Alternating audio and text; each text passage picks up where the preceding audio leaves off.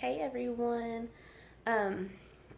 So first of all, today's video is super personal, and I just hope that by sharing my stories, I can't give anybody any advice or anything on how to deal with this subject, but hopefully just hearing my story and just knowing that there's other people out there who have went through the same thing. Hopefully that helps somebody.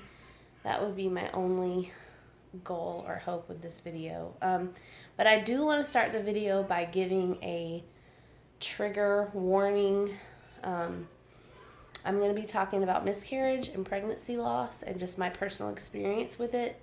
There's some hope in my story, but if you are pregnant, if you're trying to get pregnant, if this is just not something you want to hear about right now, just turn the video off.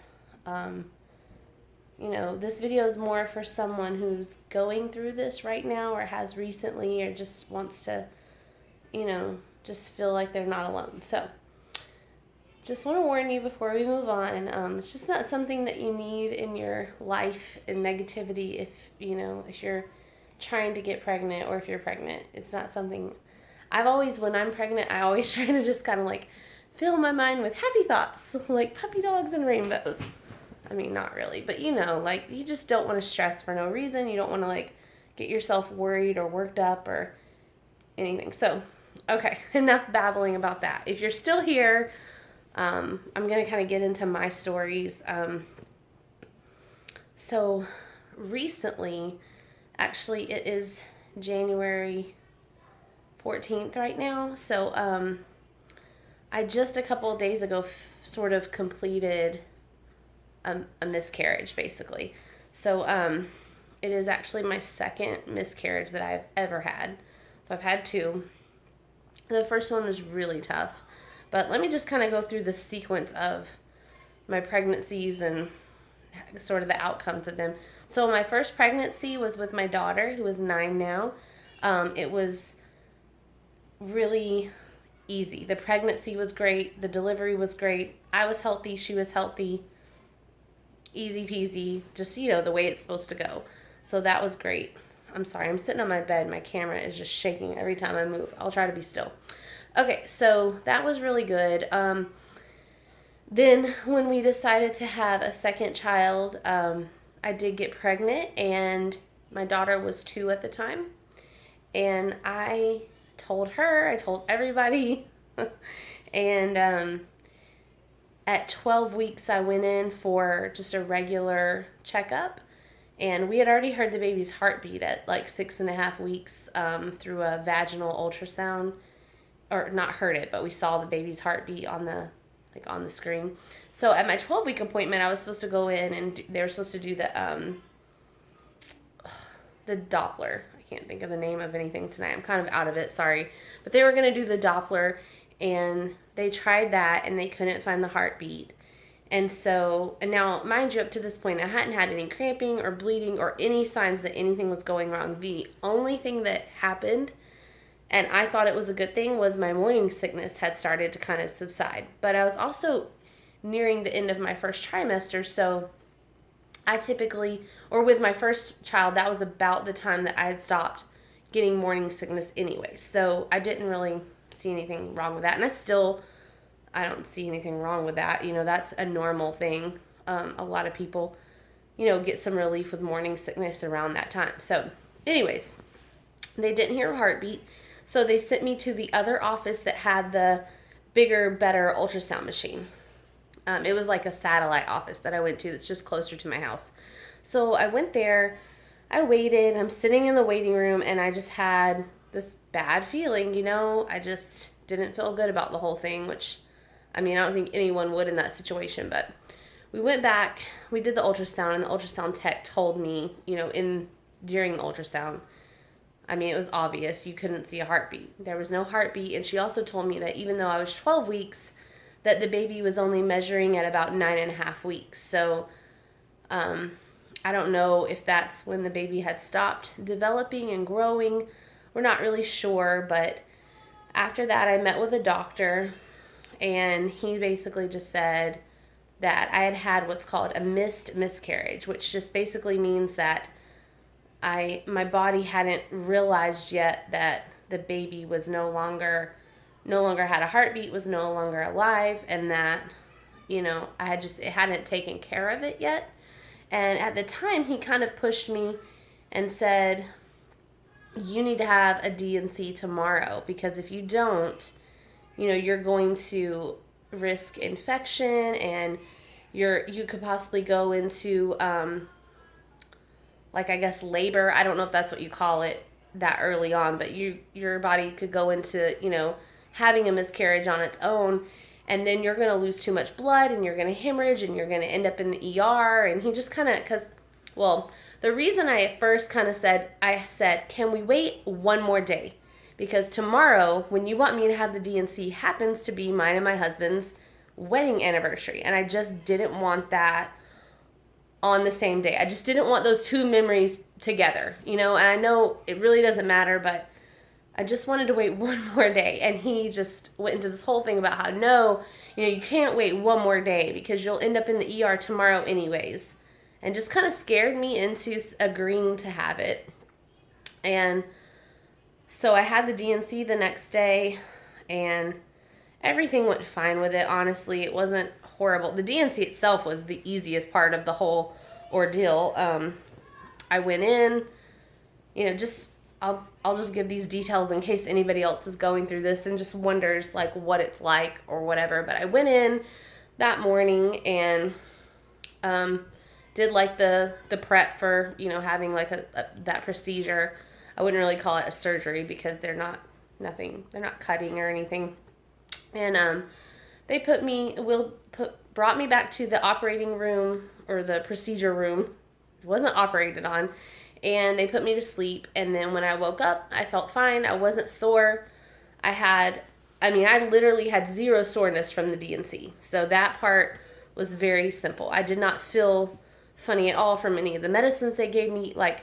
Physically, after the D&C, I felt 100% fine. There was absolutely nothing hard about that at all. So if you're having that done, just know that at least that is something that you don't need to worry about at all.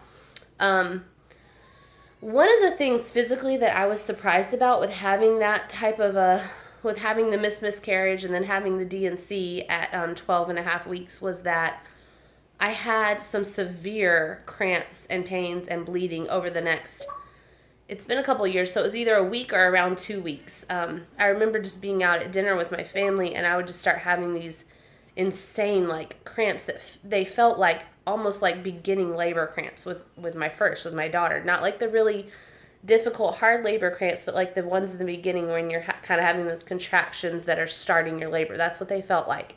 They were definitely more intense than just regular period cramps. So I did have quite a few days of contractions and quite a few days of heavy bleeding. And I was kind of upset about it because one of the things that he told me with getting the D&C is that I wouldn't have that.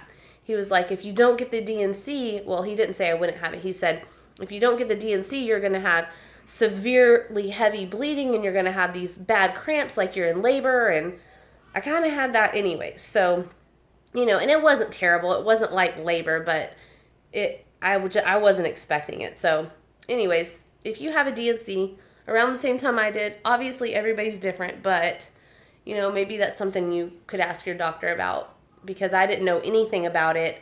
I was just normally I like to kind of research stuff and read about it and watch YouTube videos about it, but with that, I was just thrown into it and I knew nothing. I didn't know what to expect or what it would be like. So that's what it was like. Obviously, emotionally, it was a lot harder. The physical part wasn't bad.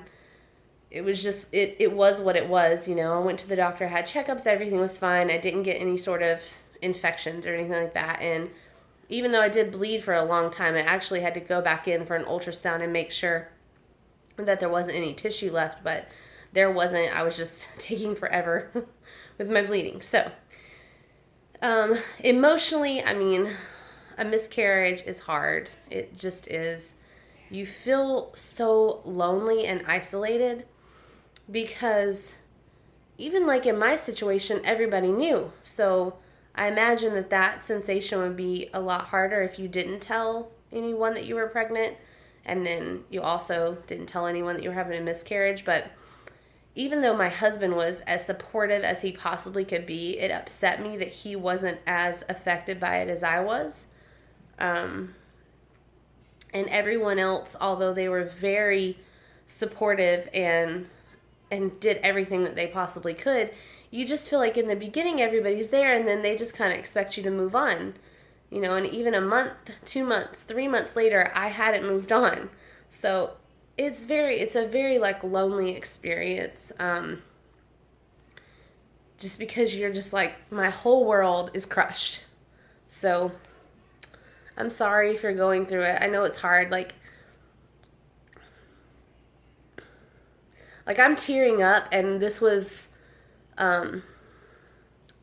7 years ago that this happened. So, it's hard. But definitely, it does get better, of course. It's not like I'm upset about it every day. And normally, if I think about it or talk about it, I'm fine. I guess I'm more feeling emotional right now. Just for anyone else that's going through it. So, okay. Anyways, so let's move on to my third pregnancy, which I ended up getting pregnant with my son about a year after my miscarriage. I waited quite a while to start trying again. I think we waited about 7 months to 8 months before we even started trying again, because I just wanted to make sure that I was emotionally kind of doing okay. I didn't want to just get pregnant to cover up the feelings that I was having from the miscarriage. So I needed to make sure that I was okay with that. So I did. And I was as okay as I was going to be. I was okay. And we got pregnant, and I actually did start having a tiny bit of bleeding in the beginning, which actually I kind of forgot, but with my miscarriage, I did that as well. I had very little, and I mean very little, spotting at the beginning of my second pregnancy that ended in a miscarriage. And so with my third, as soon as that happened, they didn't really want to see me at the doctor till like 8 or 9 weeks for some reason, because I was at a new office, and I ended up going to a different doctor's office too, because I just did not feel comfortable going back to that one where they just pressured me into having the D&C. It was one particular doctor in that practice. And so anyways, I don't know. I haven't had good experience with him, and that wasn't the first time. So it's kind of like I love all the other doctors, but I'm not fond of this one. He doesn't have a good bedside manner. He's not compassionate with someone that just found out that their baby is no longer has a heartbeat. I don't know, just wasn't my cup of tea. Sometimes you just don't mesh with people. But the other doctor that actually did my D&C, and also the doctor that was there and did the Doppler when we first didn't hear the heartbeat, I love him. Like, I absolutely love him. So, with my son, my third pregnancy, I started out at a different doctor's office, and then I went back to the one that I had previously. So anyways, I got them to test me right away. I was like, we need to do something. And they said, well, we can do a blood test to make, to check and see if you're pregnant. It won't show up on our urine test yet. And I said, okay, let's do that. So they did that, and they also checked for some other things, and I ended up having low progesterone. And so they said, well, I'm going to work. They put me on progesterone supplements, and I don't know if I had low progesterone with the second pregnancy that ended in miscarriage, but I don't know. I sort of think that that's a possibility. But anyways, with the third one, I got on the supplements, and everything turned out good with that pregnancy and that birth. And I had my son, and he is very healthy, and he was my rainbow baby. So as I'm sure most of you know, if you've been into this whole world of miscarriage and pregnancy loss, but the baby that you have after a miscarriage or infant loss or anything like that is called your rainbow baby, because rainbows come after the storm. So he was my rainbow baby, and we were super happy. And at that time, you sort of feel like, okay, whatever's meant to be will be, because this is meant to be, and I don't know, it just gives you a feeling of peace about everything, honestly. It really It was really good. So then a couple years later, I got pregnant again, and I had my daughter, and that pregnancy also went well. But I did have a little spotting in the beginning of that pregnancy, so I had them test my progesterone levels, and it was low again. So with my third pregnancy, I did get put on progesterone supplements again, and everything turned out fine again. So I know there's a lot of controversy about progesterone supplements because I've done a lot of research on it and whether it actually does anything to help or not. But I can tell you that one thing it will do is help your peace of mind. Because for me, for someone that's had a miscarriage, I know at least if I'm getting on progesterone supplements, I'm doing what I can. And if I'm telling my doctor ahead of time, like, hey, you need to test this, then I just feel like at least I'm doing whatever I can. And then the rest is just up to God, So if the progesterone supplements didn't help, they certainly don't hurt, so why not just, try it? So that was sort of my thoughts on it, and I think I kind of talked my doctor into it the third time around because he was kind of like, they haven't really proven that this actually helps, and I'm like, well, if it's not going to hurt, let's do it. So we did it, and, everything went good with that pregnancy. So I'm kind of like a fan of the progesterone supplements and everything. So anyways, my daughter, my last and my third pregnancy, she is now 3 years old. And at Christmas, actually the day after Christmas, we found out that I was pregnant. And we were not trying. And, we weren't trying to have a baby, but, at the same time, we weren't really not trying. I'm not going to get too personal into our choices, but, it was kind of a surprise. But not like a bad surprise. It was like a good surprise. So we found out that I was pregnant the day after Christmas, and we were joking around about how this is like our big Christmas present, because we don't really buy gifts for each other. So I was like, oh, Merry Christmas, And we had planned to do some things. Like we had planned this summer to sell our house and buy an RV and go on a year-long trip with our kids around the U.S. And we were going to kind of base our homeschool curriculum for like social studies and geography around it. And we were just going to really take a year to just immerse them in U.S. history and learn all about our country. So we were really excited about it. But when I found out that I was pregnant, we decided within a few days of finding out that I did not want to bring a newborn home on an RV. I mean, it just wouldn't work out. So we thought about, our house is it's not too small, but it's not, we're kind of like running out of room here. So I thought instead of doing the RV thing, we would just go and sell our house. And instead of buying a new house, since we still want to do the RV trip, we would rent a house for a while. Just a little bit of a bigger house and more in the area that we want to be in. So we started looking at houses that were for rent. And we kind of got excited about that, and just the new turn that our lives were going to take. And of course, we didn't tell anybody, but I started going crazy looking at baby names and downloading apps on my phone. And I went from being like shocked and surprised that I was even pregnant to just being super, super excited within a matter of days. And then about 7 days into me even knowing that I was pregnant, so I was only around 5 weeks pregnant at the time, I started bleeding. So my first thoughts were, oh, this is low progesterone. I need to get this checked. So I called and tried to make a doctor's appointment, and they didn't really want to see me. And I was just like, okay, well, I kind of gave up that day, and I had that. I was just like, I'm going to call back tomorrow and just let them know that I need to, just come in, even if it's just for the blood test. So the next day, though, I woke up and I was bleeding more heavily. And it wasn't just like spotting. It was pretty much bleeding, So I just thought, okay, I think I'm having a miscarriage. I'm just going to see kind of what happens. And over the next few days, the bleeding just got heavier and heavier, and then I started having cramps that were coming in waves, kind of like contractions, just not strong at all. They were like period cramps, but they were not lasting a long time. They would just come for like a few minutes at a time and then go away for a few minutes and then come back for a few minutes. So I was having those types of cramps, And then sometimes I was having longer ones. I don't know. They were kind of all over the place. It wasn't a steady like contraction like you would have with a labor. It was just kind of like random, I guess. And the pain wasn't bad. It was like I took some Tylenol and I was okay, you know. I was exhausted though, like completely exhausted during the entire time basically that I was bleeding, which ended up being about 14 days total that I had bleeding from this miscarriage.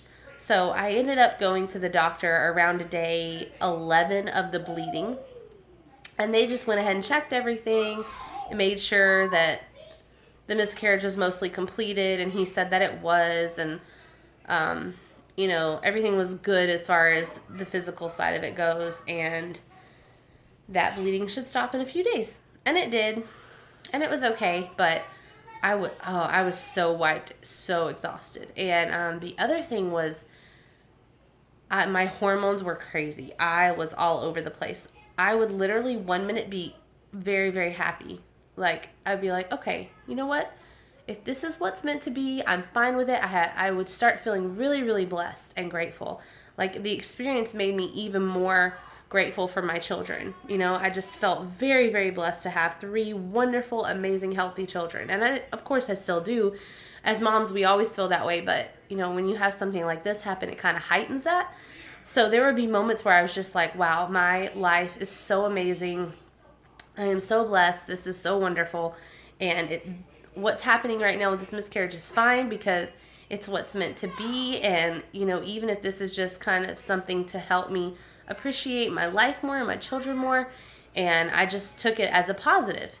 And then 10 minutes later, I would be at the bottom of the barrel. One time I just sat on the floor and cried. You know, I don't know. I was up and down. And my husband, and I would tell him too, he would be like, are you okay with this? You know, because it really didn't affect me as badly as the first miscarriage. I mean, this one, I only knew I was pregnant for a week. I wasn't trying to have a baby. I already have 3 children. So even though I was very excited and sort of already getting attached, I was okay with it, you know. But the hormones were making me not okay with it, if that makes sense. I was sad and disappointed, but overall I was okay. And with the first miscarriage that I had around 12 weeks, I was not okay. Not for a while. So it was definitely different. But the hormones made me crazy. Just absolutely crazy. So I didn't tell my kids or anybody, so my kids didn't really know what was going on. They just knew that mom was exhausted and in bed a lot. And we homeschool, and we didn't do school for like a whole week. And I couldn't do anything. Even when I was feeling fine emotionally, I was just so wrecked and exhausted. It was crazy. I don't remember with my other miscarriage that I had later on, I don't remember feeling that way. So I'm not sure if it's just that I don't remember it or if I just didn't have that same experience. This one was only a few days ago, like I say. So I remember everything still from this one, and I'm just so tired. And today is the first day that I got up, I got dressed, I did my hair, my makeup. I was like, let's go out, let's have a nice day. It was Sunday, and I felt good today. You know, we had a good day, and it's midnight right now. I'm filming this video at midnight, and I'm still fine. I'm not exhausted, so I do feel like I'm getting back to myself now. And it's been a couple of days since the bleeding and everything stopped, and I'm just feeling more like a normal human being again, which is nice. And emotionally, I'm doing fine. You know, I do sort of. It's funny because before I got pregnant this last time, and then it ended in miscarriage, I had absolutely no desire to have more children. And I was kind of like, well, if the Lord wants us to have more children, we will, but I'm totally satisfied. I do not have baby fever. I could see babies and pregnant women without just like, oh, that like heavy feeling of like, I need that in my life, because I used to be that girl that had baby fever bad, and I just had it all the time, whether I had a baby or not. It was crazy. So, but I don't have that anymore. After I had my 3rd daughter, I felt very content. And, well, my 3rd child, she was my 2nd daughter. So, I don't know. And then now after this, I'm I'm kind of like wishy-washy a little bit. I don't know. It's deciding whether or not to have more children is such a hard decision. It's such like a hard thing to think about and do. And that's why sometimes I just don't like to decide, and I just like to leave it up to God to decide, because it's hard for me to decide. I love my kids, and I love the fact that they have each other, and they have siblings, but at the same time it's like I don't want to have too many where I have to take away from them, or I don't have enough to give to them. And I don't mean enough love, because every time you have another child, like, you just think, like, I can't love another child as much as I love these amazing beings, but you just do. Like, your heart literally just grows. I remember after my first, I just thought, when I was pregnant with my son and it was getting close to the end of the pregnancy, I started getting really nervous, and I started thinking, I don't know if I can love him as much as I love my daughter. Like, I just have so much love for her. I don't know if I can love another human being in the same way.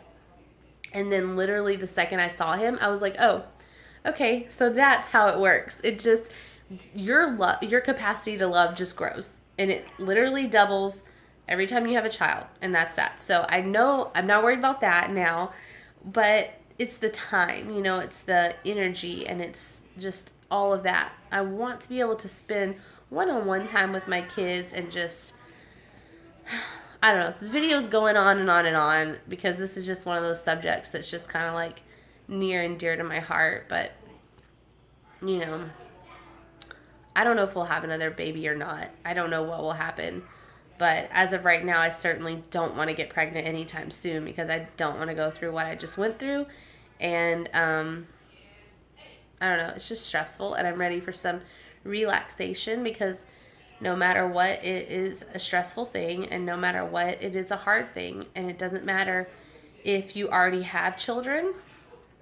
I know a lot of people, when I had my first miscarriage, would say things like, well, at least you already have your daughter. And honestly, it would kind of upset me, because but now looking back, I totally understand why they would say that, because it is true. Some people don't have children that want children. Obviously, it's just something that we know exists in our imperfect world. And, it's hard no matter what your situation is, whether you're trying to have children and you can't, whether you've gotten pregnant and you've had multiple miscarriages, whether you have children already but you're dealing with a miscarriage now, or you have children already and you want to have more and you can't get pregnant. I mean, there's so many forms of grieving and loss that we as women feel when it comes to pregnancy and children. There's just so many. I mean, but no matter what your situation is, it's hard. And yeah, there's people out there who have it worse, but that doesn't take away from your pain and your feeling of loss. So just remember that you're not alone, and it's going to get better, and just always hold on to the hope, because, maybe you'll get your rainbow. I don't know. I don't have advice. Just know that other people go through this too, and that you're not alone, and that's pretty much it. Because I think that was some of the hardest parts for me, was just feeling alone. And people that haven't been through it, they will say things that seem insensitive, but just kind of try and put yourself in their situation. They don't know what to say. They don't know how to act. And, just know that it's hard for them as well, just knowing how to speak to you and what to say. So just give them some grace and some understanding, and then talk to people that have been through it, because it's hard to know what to say if you haven't. Before I had a miscarriage, I wouldn't have known what to say to someone, and I probably would have said some of those things that come off insensitive, or isolating or rude. So just give them some grace and understanding, and give your partner grace and understanding, because men, I don't want to say all men, but I don't think that men get as attached as quickly as a woman does, because the baby's growing inside of us, and it's just different. Men certainly can get just as attached as a woman, but I just don't think they do it as quickly. So if you have an earlier miscarriage, I think it's going to be a lot harder on you than your husband. Maybe. I'm not saying always, but I'm just saying if that's an experience that you had, that is normal, and just give them a little bit of, you know, grace, because it's hard for them knowing what to do and what to say. Anyways, I don't know what I'm talking about anymore. I'm rambling, so I don't know. This was a very personal video, and I just hope it helps somebody. I don't have any other reason to put this out there. So let me know in the comments if you've been through anything like this, or, you know, if you guys have any questions about it, if you're going through it now, like about a D&C, what it's like, or a miscarriage or early miscarriage. Those are the only things that I have experience with. So if you're going through anything like that right now, I'm really sorry, and just let me know if you have any questions about just what to expect and what it's going to be like if I didn't cover it in the video. And I will see you guys later. Bye-bye.